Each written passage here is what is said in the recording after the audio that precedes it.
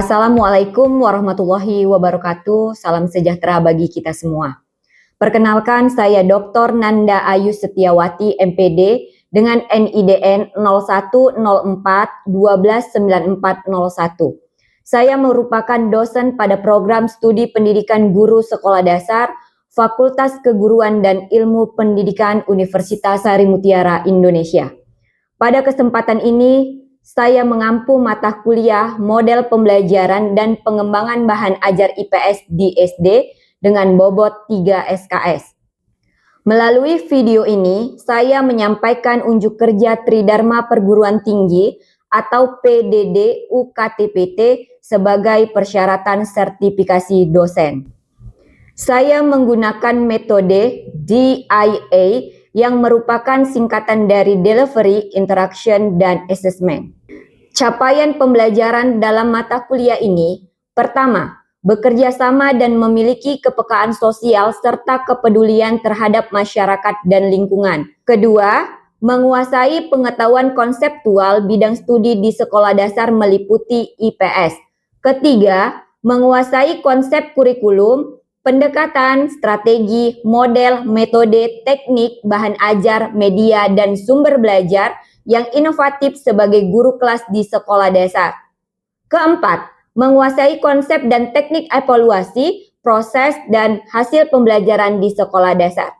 Kelima, mampu menerapkan pemikiran logis, kritis, dan sistematik dan inovatif dalam konteks pengembangan atau implementasi ilmu pengetahuan dan teknologi yang memperhatikan dan menerapkan nilai humaniora yang sesuai dengan bidang keahliannya. 6. Mampu menerapkan pengetahuan konseptual bidang studi di sekolah dasar meliputi IPS melalui perancangan dan pelaksanaan pembelajaran dengan metode saintifik sesuai dengan etika akademik. Tujuan mata kuliah ini, mahasiswa agar mampu merancang bahan ajar yang inovatif, kreatif, dan sesuai dengan karakteristik peserta didik, serta mengembangkan model pembelajaran yang aktif, konseptual, dan berpusat pada peserta didik, sehingga mampu menciptakan proses pembelajaran yang bermakna di sekolah dasar. Mata kuliah ini mencakup 14 pertemuan, tidak termasuk UTS dan UAS. Bahan ajar yang digunakan meliputi buku, artikel, serta jurnal. Jurnal yang digunakan salah satunya yaitu karya Setiawati NA dan Sumpriska W 2025 dengan judul Halua Puzzle, pengembangan media pembelajaran interaktif berbasis tradisi kuliner Melayu untuk meningkatkan kepedulian lingkungan siswa di Sekolah Alam Medan. Continuous Education, Journal of Science and Research, halaman 786-800. Dalam menunjang pelajaran, saya menggunakan berbantuan aplikasi seperti Canva, Kahoot, serta media yang digunakan yakni media puzzle. Pada perkuliahan ini, interaksi antara dosen dan mahasiswa berlangsung melalui pendekatan SCL, Student Centered Learning, di mana mahasiswa berperan sebagai subjek utama dalam proses pembelajaran. Dosen berfungsi sebagai fasilitator yang membimbing, memotivasi, dan mengarahkan mahasiswa untuk aktif mengeksplorasi pengetahuan, berdiskusi, berkolaborasi, serta memecahkan permasalahan secara mandiri. Model yang saya terapkan dalam perkuliahan ini yaitu model Problem Based Learning, PBL, yaitu model pembelajaran yang berpusat pada mahasiswa melalui penyelesaian masalah nyata yang berkaitan dengan pembelajaran IPS di sekolah dasar. Melalui model ini, mahasiswa tidak hanya mempelajari konsep secara teoritis, tetapi juga mengembangkan kemampuan berpikir kritis, bekerja sama, berkomunikasi, dan menghasilkan solusi yang inovatif.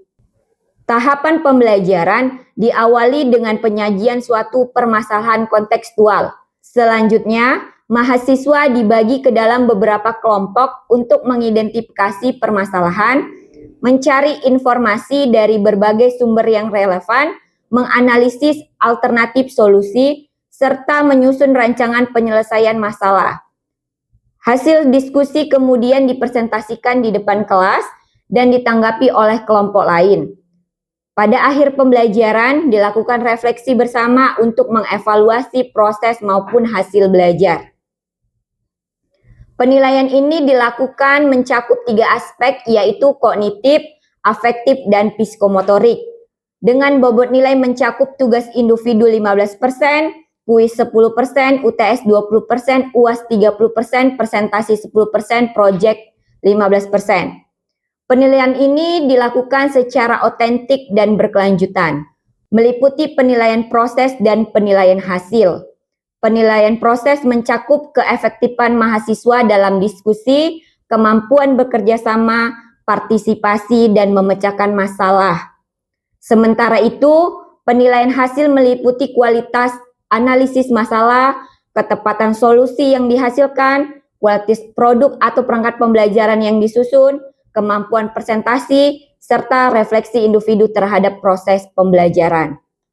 Seluruh mekanisme asesmen telah saya sampaikan kepada mahasiswa pada awal perkuliahan, sehingga mereka memahami indikator, kriteria, dan teknik penilaian yang digunakan.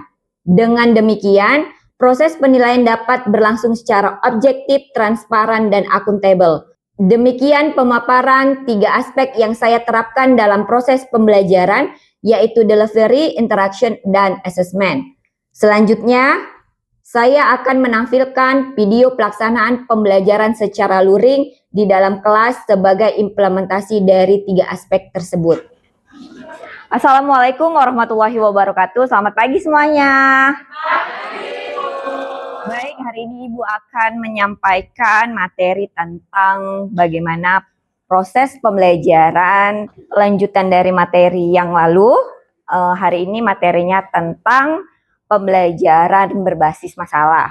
Semoga nanti langkah-langkah model pembelajaran berbasis masalah yang hari ini Ibu ajarkan dan kalian terapkan juga nantinya bisa kalian implikasikan di sekolah yang nanti kalian mengajar. Baik, sebelum kita awali perkuliahan hari ini, ada baiknya kita berdoa menurut agama dan kepercayaan masing-masing. Masih ingat lagunya kan? Oke. Biar semangat kita berdiri ya. Oke. Oke, kita berdoa ya, masih ingat lagunya? Oke.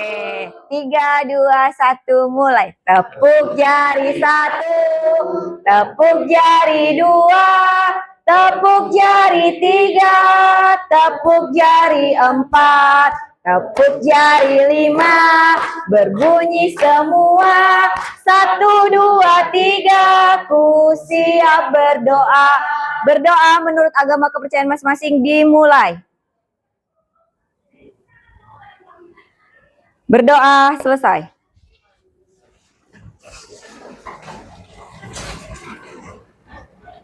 Baik, kalau Ibu tampilkan gambar ini, ada yang tahu nih kira-kira gambar apa? Candi ya. Kalau misalnya Ibu tanya, ada di sini yang pernah ke candi? Hah? Belum pernah? Wisatanya ke candi gitu? Ada yang belum pernah? Belum. Jadi ada yang tahu di gambar ini adalah candi apa?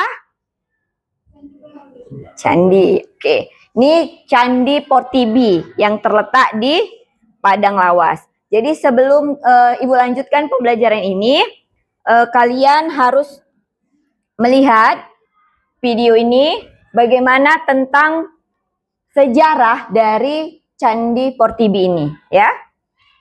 Candi Bahal terletak di Desa Bahal, Kecamatan Portibi, Kabupaten Padang Lawas, Sumatera Utara.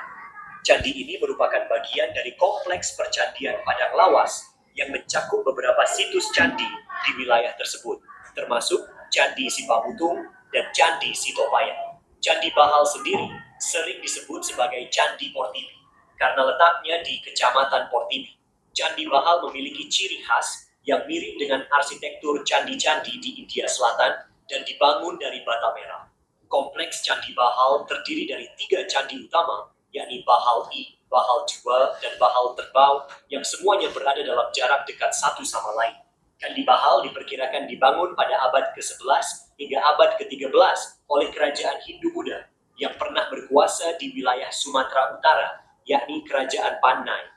Kerajaan ini adalah salah satu kerajaan yang pernah berjaya di sepanjang aliran Sungai Barumun dan dipengaruhi oleh budaya India. Candi ini dianggap sebagai candi Buddha karena adanya relief-relief dan arca yang menunjukkan simbol-simbol agama Buddha Vajrayana, salah satu aliran Buddha Mahayana yang berkembang di Asia Tenggara pada masa itu. Salah satu bukti kuat dari pengaruh Buddha adalah adanya patung bodhisattva dan simbol-simbol lainnya yang ditemukan di sekitar candi. Selain itu, keberadaan candi-candi di wilayah Padang Lawas ini juga menjadi bukti sejarah tentang adanya jalur perdagangan dan pertukaran budaya yang intens antara India dan Sumatera pada masa lalu. Oke, jadi kalau Ibu tanya, candi ini berada lokasinya di mana? Di mana? Di Padang Lawas. Oke, sebelum ini ada berita sama tentang bagaimana kondisi tentang candi yang baru kita tampilkan di video. Jadi ada berita yang kurang baik menurut kita yang harus sama-sama kita ketahui tentang berita ini ya. Nah, jadi salah satu berita yang kurang baik yaitu tentang fasilitas umum Candi Bahal tidak berfungsi. Padahal kita ketahui bahwasannya Candi Bahal ini merupakan salah satu cagar budaya yang harus dilindungi di Sumatera Utara. Ada di sini yang rumahnya Padang Lawas? Ah, nggak ada. Jadi ini ada berita. Silahkan Ibu ingin salah satu di antara kalian untuk membaca teks, siapa yang bersedia? Oke, silakan Cindy. Sejumlah fasilitas umum yang berada di Candi Bahal, Desa Bahal, Kecamatan Potigi, Kabupaten Padang Lawas Utara tidak berfungsi. Pengamatan wartawan pada hari Senin sore di areal candi terlihat tidak ada fasilitas mendukung kebersihan seperti tempat pembuangan sampah. Sisa pembakaran sampah terlihat menumpuk di sudut kompleks candi peninggalan Buddha. Sementara fasilitas publik seperti musola dan MCK pun terkunci, sehingga tidak dapat dimanfaatkan pengunjung untuk melakukan aktivitas sehari-hari. Pengunjung Candi Bahal bernama Lady Hasibuan, warga Kabupaten Padang Lawas, mengkritisi fasilitas pendukung tersebut. Kondisi itu membuatnya tidak nyaman berada di lokasi candi kebanggaan masyarakat Sumatera Utara ini. Oke, jadi Nak, kalau kita salah satu untuk balik lagi ke wisata itu salah satunya fasilitas umumnya baik, misalnya kayak toilet, tangga gitu kan, maksudnya dijaga. Jadi pada kasus berita yang telah dibacakan Maya tadi, di kasus Candi Portibi ini, fasilitas candi itu tidak mendukung. Jadi yang menyebabkan candi-candi ini tidak pernah atau jarang dikunjungi oleh wisatawan asing maupun wisata lokal. Ah, kayak dari sini aja Ibu tanya, ada yang pernah ke candi ini? Pasti kan banyak alasan kan, ada yang jauh, ada yang mungkin dapat isu karena udah baca berita karena fasilitasnya nggak mendukung, jadi menyebabkan kalian tidak pernah berwisata ke candi tersebut. Padahal ini sangat penting untuk dikunjungi karena merupakan salah satu cagar budaya yang harus dilindungi oleh pemerintah maupun masyarakat Sumatera Utara. Untuk kita lanjutkan pembelajaran, ada baiknya Ibu mau kalian membentuk 4 kelompok.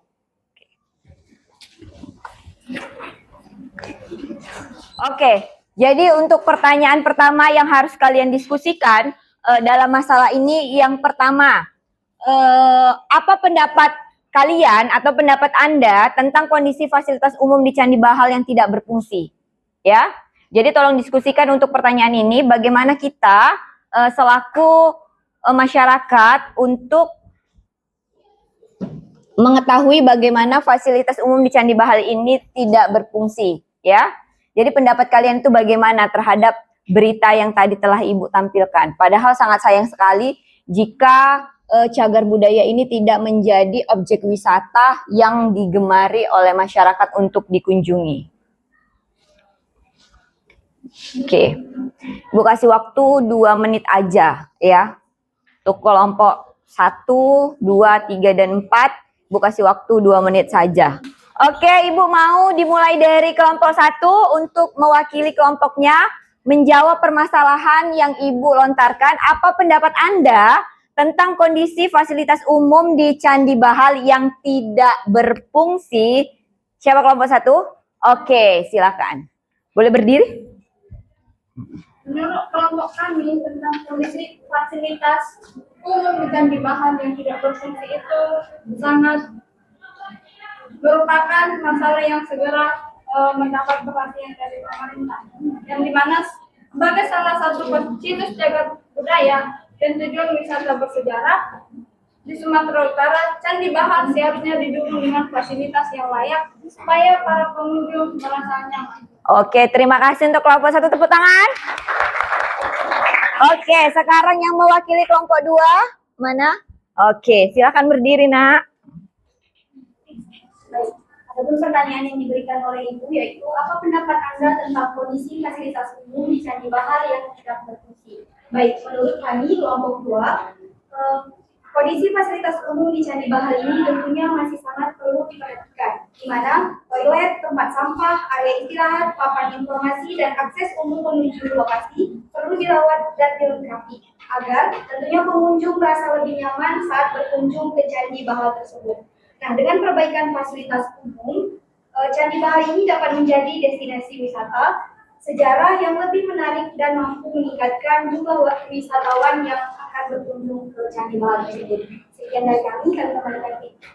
Oke, tepuk tangan dulu kelompok 2. Kelompok 3. Mana kelompok 3? Oke, silakan berdiri.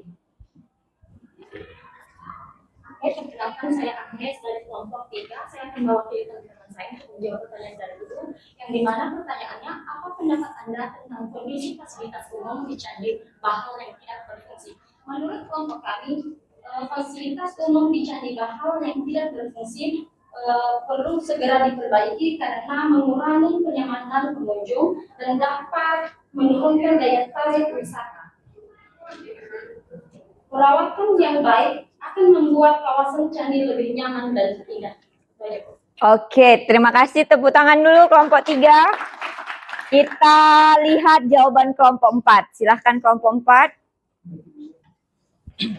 Menurut kelompok kami, kelompok 4, fasilitas umum di kawasan, apa pendapat Anda tentang kondisi fasilitas umum di Candi Bahal yang tidak berfungsi? Menurut kami, fasilitas umum di kawasan Candi Bahal yang tidak berfungsi merupakan persoalan yang perlu segera ditangani karena berdampak pada kenyamanan pengunjung. Oke, tepuk tangan dulu untuk kelompok 4. Baik. Jadi hari ini Ibu mau melihat bagaimana kalian melakukan tugas ini. Ini adalah potongan-potongan puzzle yang harus kalian satukan membuat Candi Bahal seperti ini. Walaupun kalian belum pernah ke Candi Bahal, tapi setidaknya kalian tahu melalui media gambar puzzle ini yang Ibu berikan, ya. Jadi ini ada potongan puzzle, nanti Ibu kasih, kalian berdiskusi, ini Ibu kasih kertas, kalian tempelkan sini dengan lem, paham? Oke. Jadi kalau kalian runtutan gambarnya lihat yang di ke depan, ya, oke.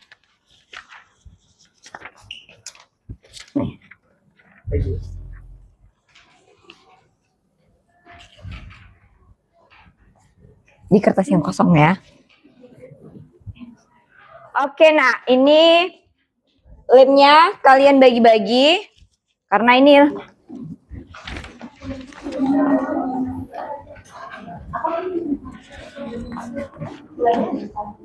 lemnya kalian ambil. Oke. Ini lemnya Ibu letak di meja Ibu ya. Bisa kalian ambil mewakili kelompoknya. Diambil di kertas kecil yang Ibu berikan ya. Nih. Oke, perwakilan kelompok 1, 2, 3, 4 silakan ambil lem. Dan yang lain berdiskusi bagaimana menyatukan puzzle itu menjadi gambar Candi Bahal.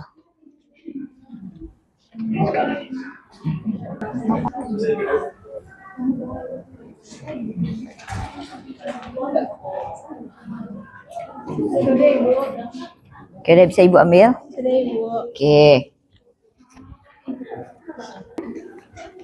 Oke, kelompok 2 sudah ready? Sudah? Sudah. Oke.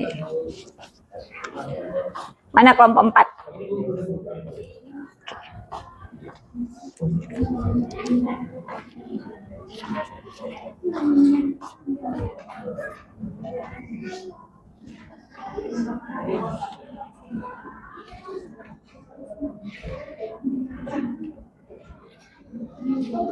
Jadi nak, tujuan dari membuat puzzle ini agar kalian mengetahui bagaimana bentuk struktur dari Candi Bahal tersebut, ya. Jadi kalian tahu nih misalnya bagian atas, bagian pintunya, walaupun kalian tidak pernah ke sana gitu kan. Dan di Candi Bahal ini kita bisa mengetahui bahwasannya candi ini tidak diplaster melalui susunan-susunan batu bata saja gitu. Jadi pembelajaran ini sangat berarti, pembelajaran puzzle ini, karena pastinya mengasah kalian kan, potongan 1, potongan 2 harus kalian menggabungkan. Ya. Jadi untuk penutup dari pembelajaran ini, Ibu ingin merefleksikan pembelajaran hari ini, bagaimana proses mengidentifikasi masalah pada kasus fasilitas umum Candi Bahal membantu Anda sebagai mahasiswa memahami pentingnya pembelajaran berbasis masalah. Ya? Oke, tolong kalian diskusikan.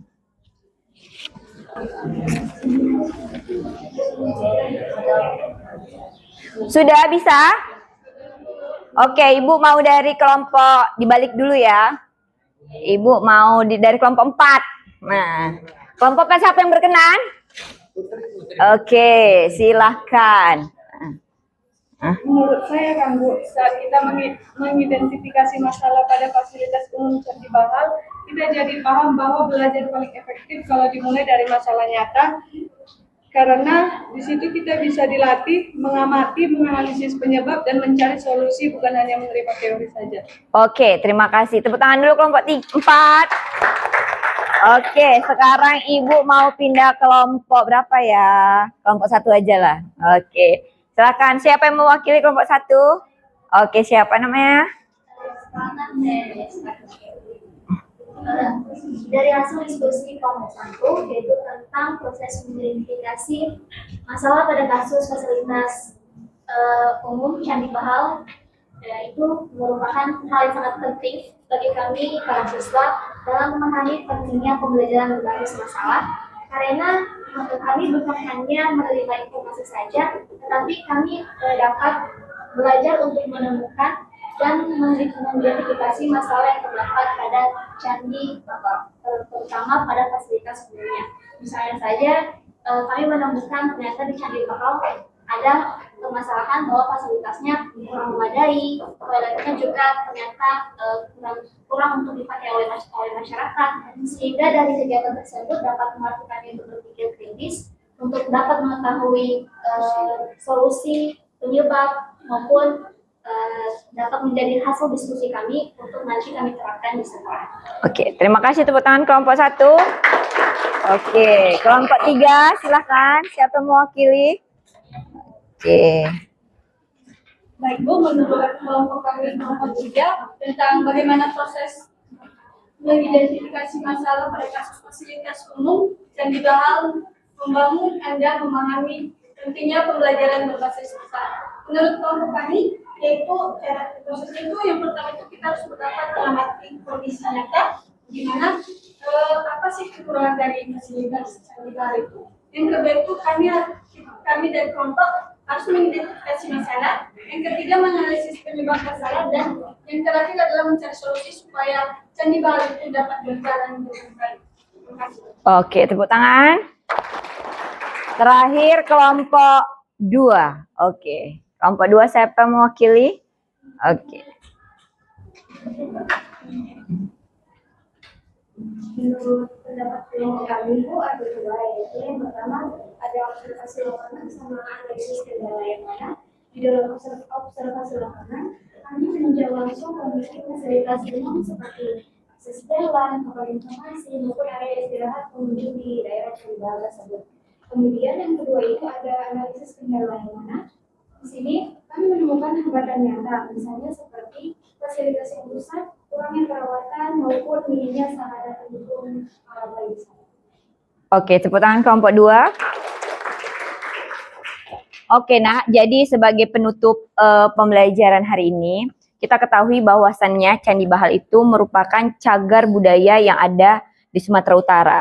Jadi kalian sebagai calon guru SD, kita harus memperkenalkan hal-hal yang ada di tempat anak didik kita di sekitar dulu. Jangan kita mengenalkan misalnya peninggalan sejarah gitu. Peninggalan sejarah yang kalian jelaskan itu misalnya Candi Borobudur, Candi Prambanan gitu. Sehingga mereka hanya mengenal bangunan bersejarah yang ada di Indonesia ini di tempat yang mereka tidak tinggal.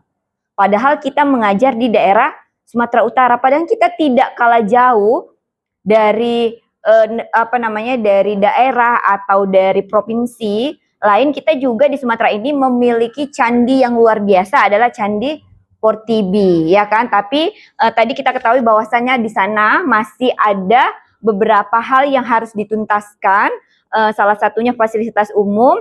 Jadi ini bukan permasalahan bagi pemerintah saja yang harus dituntaskan, tapi bagi kita juga. Jangan nanti pemerintah sudah misalnya membuat MCK yang sudah baik, jalan yang sudah bagus, tapi kita sebagai pendatang atau sebagai wisata atau sebagai masyarakat tidak dirawatnya. Nah, itu juga menjadi bagian dari masalah gitu. Misalnya kalau kita berkunjung ke candi, ada tong sampah, kita membuang sampah itu sembarangan, itu juga merupakan masalah yang akan datang. Padahal masalah pertama sudah diselesaikan. Oke.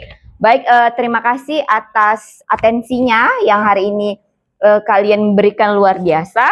Sebagai penutup, Ibu mau, karena Indonesia merupakan negara yang memiliki keanekaragaman, mari kita nyanyi dari Sabang sampai Merauke. Silakan berdiri. 1, 2, 3. Dari Sabang sampai Merauke, berjajar pulau-pulau, sambung menyambung menjadi satu, itulah Indonesia. Indonesia tanah airku, aku berjanji padamu, menjunjung tanah airku, tanah airku Indonesia. Oke, sekian pembelajaran hari ini. Saya ucapkan terima kasih. Assalamualaikum warahmatullahi wabarakatuh.